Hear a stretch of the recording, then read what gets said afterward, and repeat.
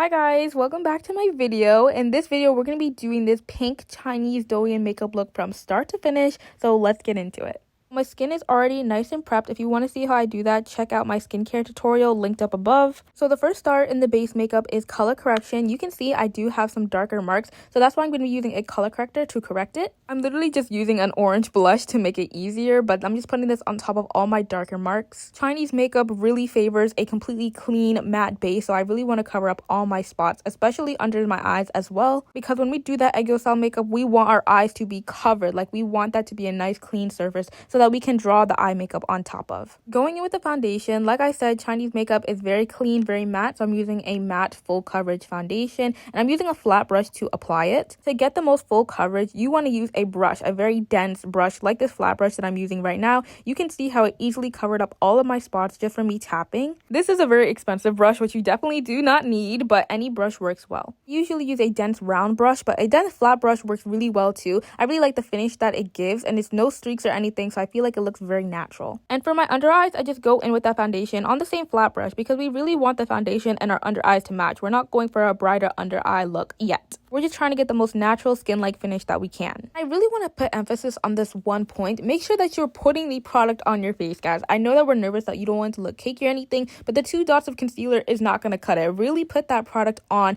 See how much it really covered up my under eyes? That's because I put a lot of product on. So don't be scared to work with the product, okay? Liquid blush, I'm going in with this bright purpley pinky color, and I'm putting this directly under my eyes. This blush is very pigmented, so be careful. In China, they always do under eye blush, which I think is so cute. It makes your eyes look so big and it gives such a dolly eye effect. I'm using a stippling brush to apply it so that it doesn't get too crazy with the pigmentation, and notice how I'm just applying it all in one point. I'm not going all over my face because we're not trying to go for a flushed look, just specifically under the eyes. Now that all the cream and liquid products are on, we're going to start setting the face. Before you go in with your under eye powder, make sure that you blend out the creases with a tiny little brush to make sure that you don't get any creases after you set. I'm using a pretty thick powder because we really want it to be set and in place, and we also want a very blurred look. And you can see how I'm looking up the whole time. That's to really make sure that those creases do not come back, so make sure you're looking up. The higher you go, the better. Also, we can get nice set under eyes. For my forehead, I don't like to apply too much product, but I do just go over with a light little set. To really get that blurred filter-like effect, get a pressed powder. You can see I obviously love this one,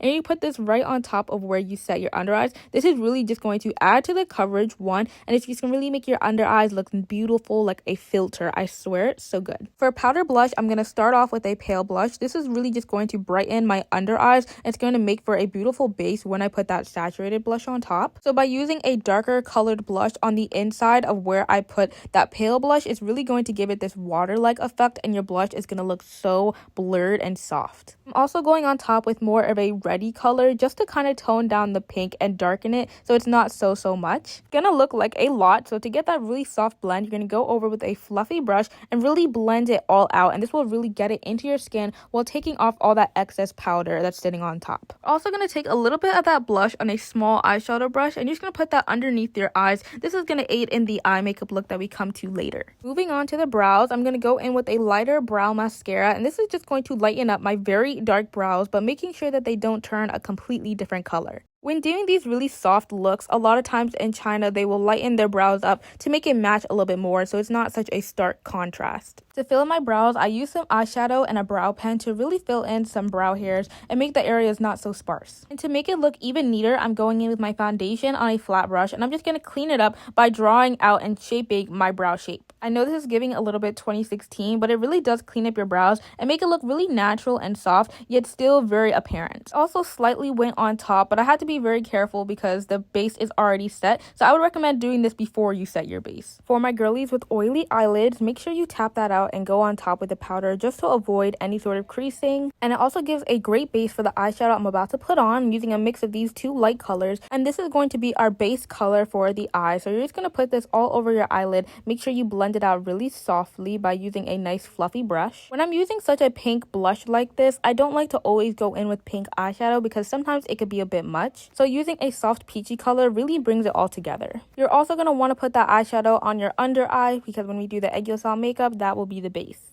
For eyeliner, I'm going to bring you up close and personal. I'm just using black eyeshadow on a very thin brush. I would describe the eyeliner size as medium. It's not super thin, not super thick. You're going to draw that initial eyeliner by just drawing a line going from your lash line outwards, and then just simply connect it to your lash line by drawing a nice straight line. To make the eyeliner look more cohesive, we're also going to take that eyeshadow and go below the lash line and bring it more to the inner corner to make it look like it's all one line. If you have hooded eyes, my biggest tip would be to make sure you go and draw it below your hood. Once your eyeliner goes on top of your hood, it's going to start separating and it's not going to look together. So make sure that you do it below your hood. And if that means going more downwards, that's okay. To add a little bit more depth into the eye look, I'm going to be using a mix of these two brown colors, and I'm just going to put this on the outer and the inner corner of my eye. The way that you very softly apply it is going to make the middle portion of it look a little bit more highlighted, and that's going to make your eyes look a lot more bigger. Without it, the eye makeup might look a little bit more flat. Now for the egg yolk style makeup, I want to quickly say sorry for the bad angles. I didn't realize you couldn't see much. But you're going to take that brown eyeshadow that we just used and you're going to put this in your lower eye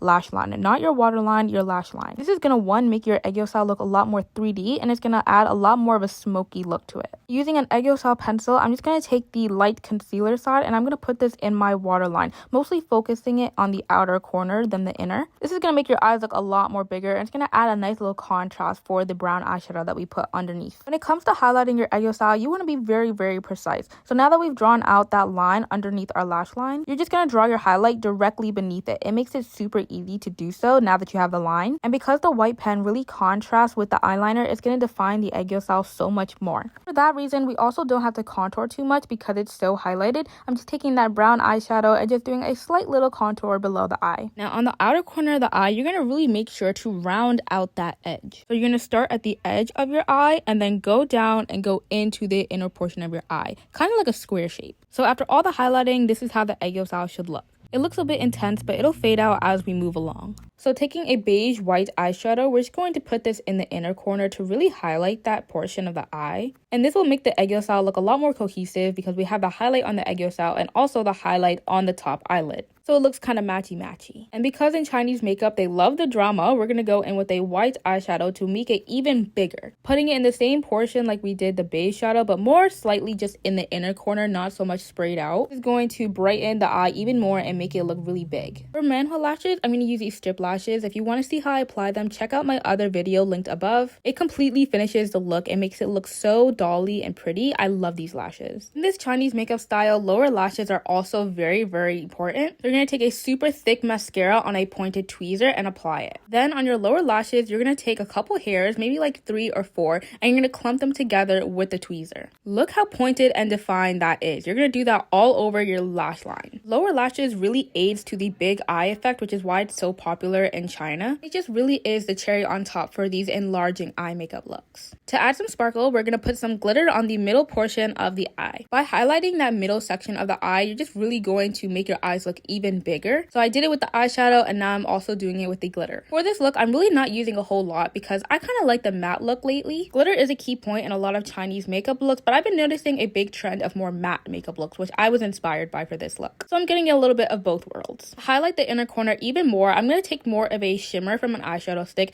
and I'm going to place this inner corner just to add a little tiny subtle highlight. We don't want it to be full on shimmer, so it's supposed to blend in very easily with the eyeshadow. Nose contour is another key part in Chinese makeup, so I'm going to start by contouring my nose slightly in the inner corner of my brow bone. This is a natural contour shadow, so even if you don't want to go down your nose bridge, just contouring that one portion will really make your nose look a little bit more cohesive and come together with the eye makeup look as well. So I go down the nose bridge and also just do a little bit on the tip of my nose. I'm not really trying to make my nose smaller, just trying to define it even more. Because when you have such an intense eye makeup look, no makeup on the nose can look a little bit flat. I'm then going to take a highlight shade. I'm just going to put this in the middle of my nose to really highlight my nose even more. This is going to create more of a shape, which is why I'm also going to put this on the sides of my nose, really emphasizing on the contour. Like I said in the beginning, Chinese makeup is very clean, so by doing this, you're really cleaning up your lines. Going back to a little bit more glitter, I'm going to be using a glitter liner, just a little little bit on my egg yolk style, really just a little bit, because like I said, this look is supposed to be a little bit more matte. So I'm just doing this to highlight it just a tiny bit, focusing this more on the inner corner. And you can see I'm not going all the way to the outer edge of the egg yolk style because it's so defined. Too much glitter might ruin it. Heading into this lip makeup, I'm going to take a brown shade that's close to my natural lip, and we're just going to put this all on the edges and we're going to blend it out. In this Chinese makeup style, we're really trying to define our lips and make them look really plump, but not overly unnatural. So by using a shade that's the color of my natural lips, it's really going to make my lips look super natural when I do the rest of my makeup. The texture of this specific lipstick is very blendable, so I definitely recommend getting one that's like that. So it should look something like this. And going in with a darker, pinker color, I'm just going to put this directly in the middle and I'm going to blend out. This also has a very blendable formula, so it works perfectly. I'm putting it in the middle, but also putting a little bit on the cupid's bow for some color as well. Using a slightly lighter shade of pink, this is just going to be more of a blending color for the brown and the pink. It just makes it look a lot more seamless and it really adds to the whole look. So I'm putting this a little bit right in between the brown and the darker pink color. Then for a little bit of shine, I'm going to take this purpley toned lip tint and I'm just going to put this